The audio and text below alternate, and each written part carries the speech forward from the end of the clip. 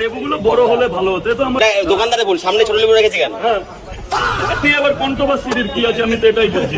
যেমন গোমা থেকেও লেবু কিনে আমি লেবু বেছে কিনি।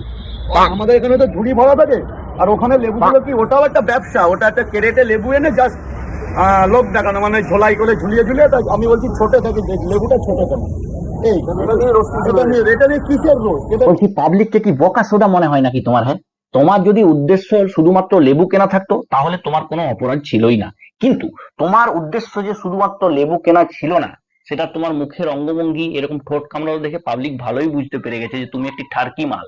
লেবু খেয়ে টক লেগে নাম করেছি। আরে ঠোঁটের সাথে ঠোঁট যেটাই হয়, এটাতেও কি আমার অপরাধ? এবার তুম করে মেরে দেবো কিন্তু। যেমন গোমা থেকেও লেবু কিনে আমি লেবু বেছে কিনি, সেটা নিয়ে কি হয়েছে? এটা তো স্বাভাবিক। আমি তো স্বাভাবিক? তোমার বাড়ির মা বোনকে দেখে যদি কেউ এইরকম অঙ্গভঙ্গি করে সেটা স্বাভাবিক? গরম জল ঢেলি দেবো।